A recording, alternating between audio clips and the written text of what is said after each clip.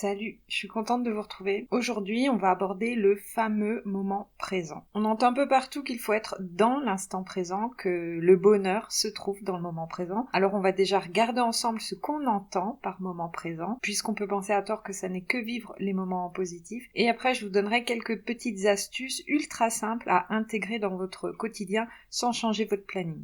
Si nous ne sommes pas dans le moment présent, nous sommes les marionnettes de notre mental. Nous ne sommes pas dans l'action, nous sommes plus dans la réaction. C'est-à-dire que l'on réagit sous l'influence de nos émotions, de nos blessures, de nos peurs, de nos anticipations, etc.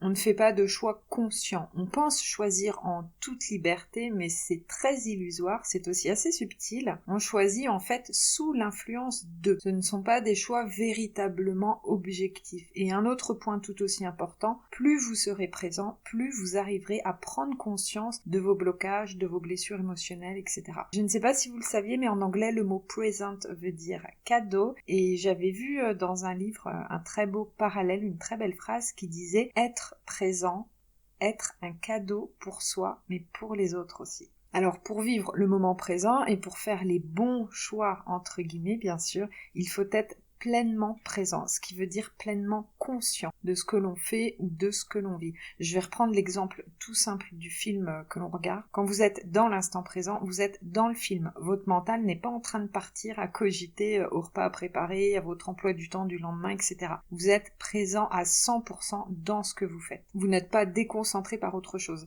Ça, on va dire que c'est le premier step et c'est déjà très bien. Après, on peut pousser un peu plus loin et on peut être à 100% dans le film et en même temps être conscient. C'est-à-dire remarquer qu'on est plongé dans le film. Je fais exprès de vulgariser un peu tout ça parce que je sais que quand on débute, ça ressemble un peu à du chinois et mes vidéos sont là pour aider parce que perso, au début quand j'ai commencé à lire des bouquins spirituels, parfois je devais relire 50 fois la même phrase avant de la comprendre. Alors ouais, j'exagère un peu mais vous voyez ce que je veux dire. Vivre le moment présent, c'est se rendre compte de tout ce qui se passe dans notre corps et tout autour de nous. C'est se rendre compte que là, par exemple, je me mets en colère ou que là, pendant le film, je pensais aux courses, ou encore un peu plus loin, c'est aussi me rendre compte que je me rends compte. J'ai déjà fait une vidéo où je parle de la pleine conscience plus à un niveau psychologique, vous retrouverez le lien dans la barre de description. Un autre point important, vivre le moment présent ne veut pas dire vivre uniquement des moments joyeux. Être dans l'instant présent, c'est accepter tout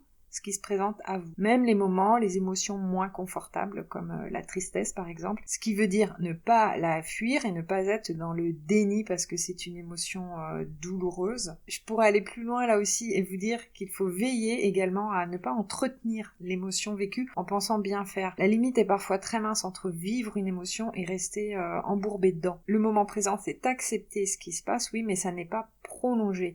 Je vais prendre mon exemple encore, des années en arrière, quand j'étais triste, j'avais tendance à mettre de la musique déprime, je crois qu'on a tous plus ou moins déjà fait ça. Alors oui, je n'étais pas dans le déni, par contre, j'entretenais l'émotion en restant dans un mood plutôt négatif, avec de la musique sombre, et ça, c'est pas la meilleure des choses à faire.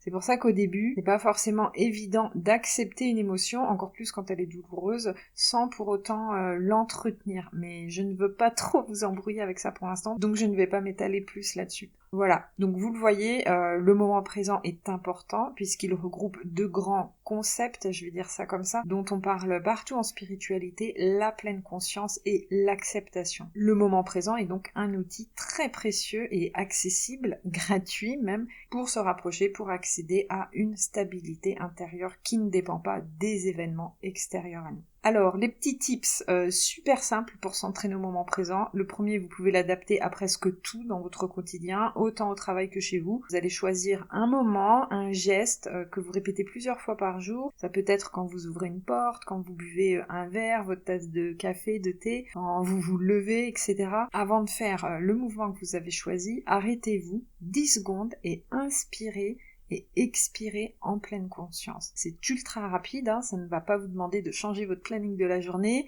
ni d'effort physique, donc même en étant malade, c'est accessible. D'ailleurs, c'est accessible à tout le monde, même les enfants. Pendant ces 10 secondes, vraiment, prenez le temps de tout ressentir, de focaliser votre attention sur l'air qui entre et qui sort de vos poumons, sur votre cage thoracique, vos épaules qui se soulèvent et se baissent. Vous devez vraiment être uniquement focalisé sur l'inspire et l'expire. Si vous avez envie de le faire sur plus de 10 secondes et de prolonger ça sur plusieurs minutes, vous pouvez bien sûr, et là ça va commencer à être de la méditation. Une deuxième manière très simple aussi, pendant que vous faites la vaisselle ou que vous prenez votre douche, soyez uniquement dans ce que vous faites. C'est-à-dire, mettez là aussi toute votre attention sur le contact de l'eau sur votre peau, sa température, la position de votre corps, les gestes que vous faites, l'odeur du gel douche, le bruit de l'eau qui coule, etc. Soyez alerte au niveau de tous vos sens. Ça paraît très simple comme ça, mais vous verrez que le mental s'égare souvent dans les cogitations. En fait, c'est comme une méditation de la pleine conscience, mais tout en étant actif au niveau du corps.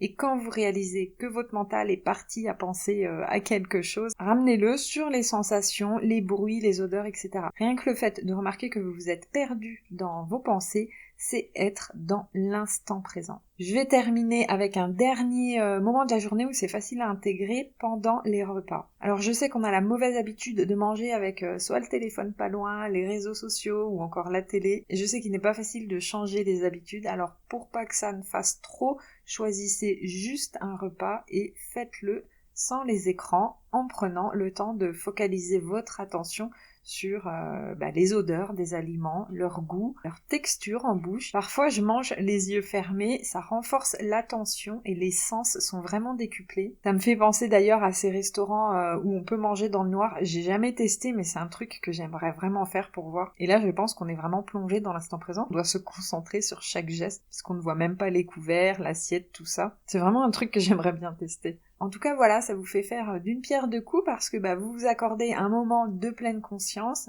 de silence et aussi sûrement une meilleure digestion car on a tendance à manger trop vite, souvent sans s'en rendre compte. Voilà, j'espère que ça aura pu vous aider un peu, d'y voir plus clair et surtout envie de vous y mettre. Une dernière chose aussi, je n'ai pas pensé à le dire avant, mais bien sûr, il est normal de pas se rappeler à chaque fois de faire un arrêt pour prendre le temps de respirer ou d'être focalisé sur les sensations. C'est normal que les pensées soient là. C'est ça qui fait partie de l'apprentissage du moment présent, de la pleine conscience, vraiment. Et quand je lis et que j'entends que la méditation, c'est ne pas avoir de pensée, je trouve ça dommage parce que c'est vraiment guider les gens sur une mauvaise voie. Et autre chose aussi, si vous pensez galérer puis que vous vous dites « Oh, j'y arrive pas, c'est trop compliqué », dites-vous qu'à chaque fois que vous réalisez que vous êtes perdu dans vos pensées, c'est que vous avez eu un accès, si furtif soit-il, de la pleine conscience. Et ça, c'est génial. Ça veut dire que vous y arrivez et plus vous pratiquerez, plus ces éclairs de pleine conscience seront nombreux et plus vous resterez longtemps dans le moment présent. Si vous aimez lire, je vous conseille le livre assez connu d'Edgar Tolle pour ceux qui ne le connaissent pas.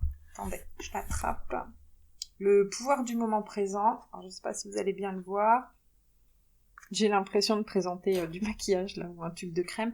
C'est un livre qui est fait sous forme de questions-réponses. Voilà, et je voulais vous dire aussi, je sais qu'on n'est pas nombreux sur la chaîne, mais je voulais remercier ceux qui se sont abonnés. Ça me fait vraiment plaisir, surtout qu'au début, une chaîne avec juste 2-3 abonnés, ça n'inspire pas forcément la confiance, donc merci à vous.